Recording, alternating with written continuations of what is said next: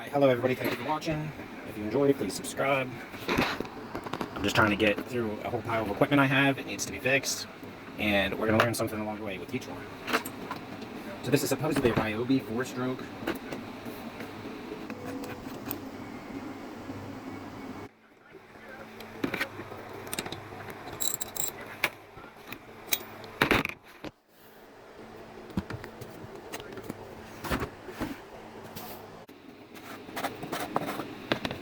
You never know.